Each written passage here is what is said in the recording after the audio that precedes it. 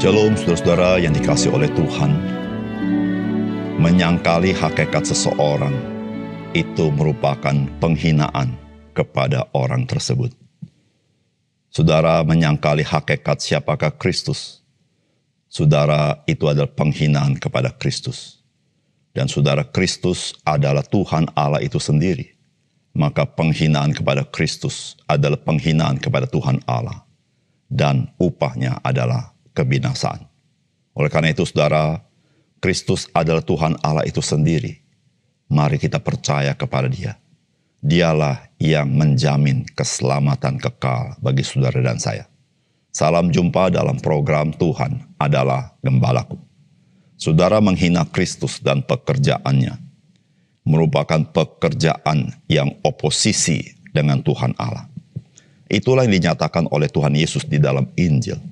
Tuhan Yesus mengatakan bahwa orang-orang Yahudi yang menghina Kristus dan pekerjaannya, mereka itu mengikuti bapa mereka sendiri, yaitu iblis, bukan mengikuti Abraham yang beriman kepada Tuhan Allah. Sedangkan Tuhan Yesus menghormati Bapa di surga, tetapi mereka tidak menghormati Tuhan Yesus. Maka saudara-saudara, mereka tidak menghormati Bapa. Saudara, siapakah yang tidak menghormati Bapa? Saudara, tidak lain daripada iblis. Maka itu saudara, Yesus berkata, bapa mereka itu adalah iblis. Saudara, apakah perkataan seperti ini keras? Tentu keras. Jikalau Tuhan Yesus tidak menyatakan bahwa, baik dalam perkataan, perbuatan, dan kenyataan bahwa Ia adalah anak Allah. Tetapi sesungguhnya Tuhan Yesus sudah menyatakannya dan mereka tetap menghina Kristus dan pekerjaannya. Maka siapakah yang melawan Kristus? Bukankah itu adalah iblis? Maka tidak heran Tuhan Yesus mengatakan bahwa mereka yang menentang Kristus, bapa mereka adalah iblis, yaitu oposisi kepada Tuhan Allah. Maka perkataan Kristus adalah penyataan kebenaran, bukan sekedar perkataan yang keras, tetapi menyatakan kebenaran yang sesungguhnya dari mereka yang menyangkali Kristus. Mari kita membaca Markus pasal 3 ayat 22 sampai 30. Dan ahli-ahli Taurat yang datang dari Yerusalem berkata, ia kerasukan Beelzebul, dan dengan penghulu setan ia mengusir setan. Yesus memanggil mereka lalu berkata kepada mereka dalam perumpamaan, bagaimana iblis dapat mengusir iblis? Kalau suatu kerajaan terpecah-pecah, kerajaan itu tidak dapat bertahan. Dan jika suatu rumah tangga terpecah-pecah, rumah tangga itu tidak dapat bertahan. Demikianlah juga kalau iblis berontak melawan dirinya sendiri, dan kalau ia terbagi-bagi, ia tidak dapat bertahan, melainkan sudahlah tiba kesudahannya. Tetapi tidak seorang pun dapat memasuki rumah seorang yang kuat untuk merampas harta bendanya apabila tidak diikatnya dahulu orang kuat itu. Sesudah itu barulah dapat ia merampok rumah itu. Aku berkata kepadamu, sesungguhnya semua dosa dan hujat anak-anak manusia akan diampuni. Ya, semua hujat yang mereka ucapkan. Tetapi apabila seseorang menghujat Roh Kudus, ia tidak dapat pengampunan selama-lamanya, melainkan bersalah karena berbuat dosa kekal. Ia berkata demikian karena mereka katakan bahwa ia kerasukan roh jahat. Saudara yang dikasihi oleh Tuhan, tidak ada seorang Yahudi pun yang dapat menyangkali pekerjaan supranatural Tuhan Yesus. Meskipun mereka tidak percaya kepada Tuhan Yesus, namun mereka tidak dapat menahan akan pekerjaan supranatural dan pengakuan orang banyak. Terbukti saudara, orang banyak dari seluruh wilayah Israel, yakni dari utara sampai selatan, berbondong-bondong mengikut Yesus. Namun pemimpin agama Yahudi tidak pernah mau mengakui keilahian Kristus. Maka saudara, serangan yang dibuat mereka adalah dengan mengatakan Tuhan Yesus mengusir setan dengan kuasa penghulu setan atau Beelzebul. Saudara, apakah pesan firman Tuhan bagi kita? Saudara, yang pertama, pekerjaan iblis adalah untuk kepentingan iblis, tidak pernah untuk kepentingan kerajaan Allah. Jangan pernah kita percaya bahwa pekerjaan iblis adalah untuk mendatangkan kebaikan bagi manusia. Apalagi mendatangkan kemuliaan bagi Allah. Saudara, firman Tuhan berkata, dan ahli-ahli Taurat yang datang dari Yerusalem berkata, ia kerasukan Beelzebul, dan dengan penghulu setan ia mengusir setan. Yesus memanggil mereka lalu berkata kepada mereka dalam perumpamaan, bagaimana iblis dapat mengusir iblis? Kalau suatu kerajaan terpecah-pecah, kerajaan itu tidak dapat bertahan. Dan jika suatu rumah tangga terpecah-pecah, rumah tangga itu tidak dapat bertahan. Demikianlah juga kalau iblis berontak melawan dirinya sendiri, dan kalau ia terbagi-bagi, ia tidak dapat bertahan, melainkan sudahlah tiba kesudahannya. Tetapi tidak seorang pun dapat memasuki rumah seorang yang kuat untuk merampas harta bendanya, apabila tidak diikatnya dahulu orang kuat itu, sesudah itu barulah dapat ia merampok rumah itu. Saudara, tuduhan orang-orang Yahudi atau pemimpin agama Yahudi ini sangat serius. Karena dia menuduh Tuhan Yesus melakukan mujizat dengan kuasa Beelzebul atau penghulu iblis, penghulu setan.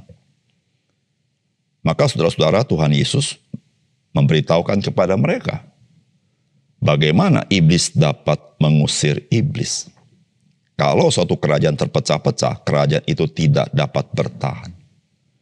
Saudara, yang dimaksud Tuhan Yesus adalah bahwa iblis mengusir iblis itu maksudnya iblis mempunyai maksud yang berbeda dengan teman-temannya. Yang satu pro kepada Allah, satu tidak pro kepada Allah. Itu maksudnya.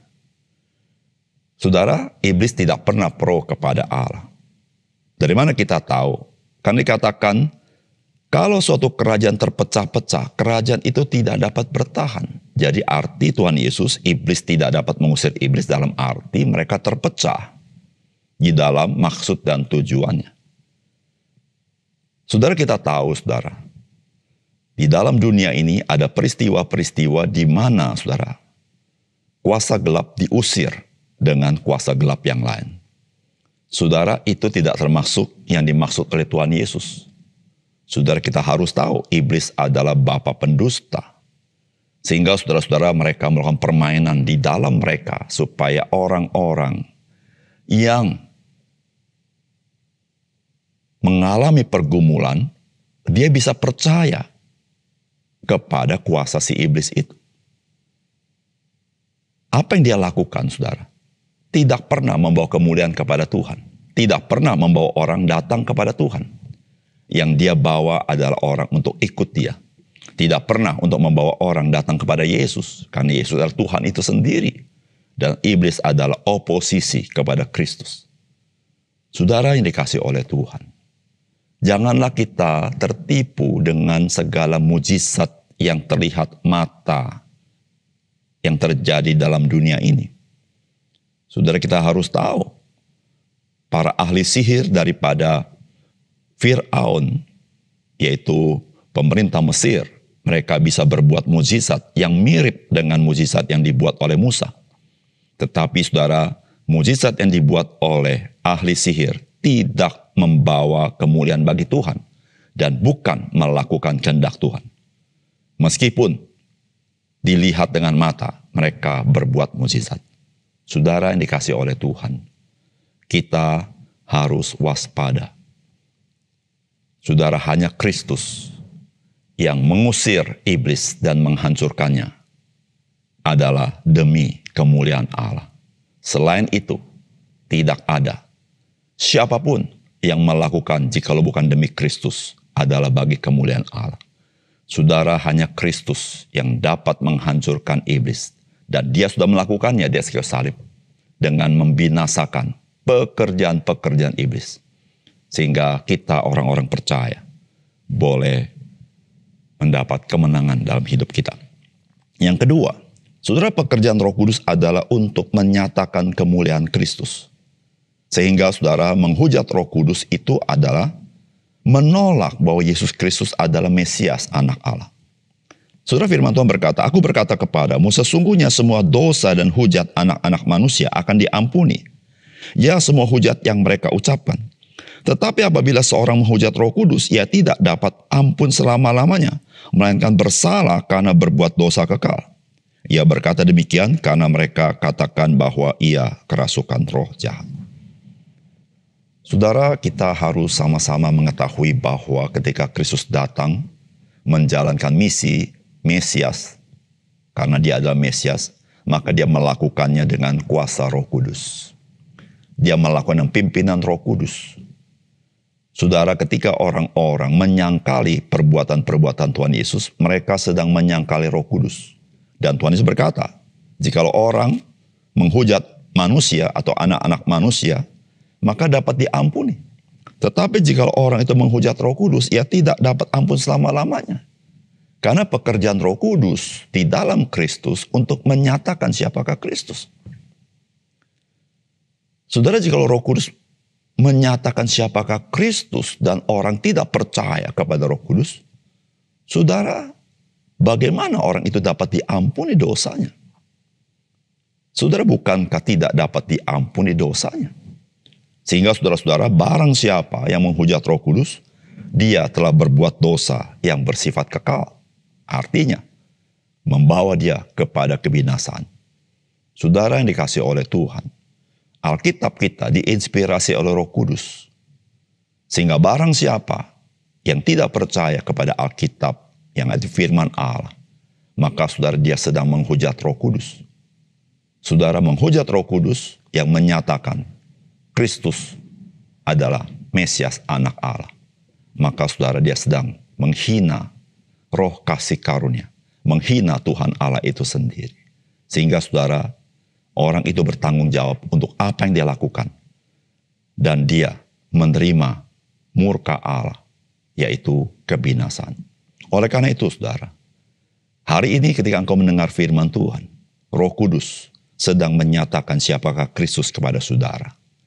Saudara, jangan engkau percaya kepada iblis, tapi percayalah kepada Roh Kudus. Melalui firman Tuhan berbicara kepada engkau, agar engkau diselamatkan dari murka Allah. Karena belas kasihan Yesus Kristus yang menanggung dosa saudara di atas kayu salib. Mari kita berdoa. Bapa surga, terima kasih untuk kebenaran firman-Mu. Biarlah firman Tuhan menolong kami menyadari bahwa Kristus mengasihi kami, bahwa iblis ingin membinasakan kami, dan dunia penuh dengan tipu daya. Tetapi Kristus menyatakan kebenaran dan kemuliaan Allah. Tuhan, terima kasih, bantu kami untuk percaya kepada Tuhan. Dalam nama Tuhan Yesus kami berdoa.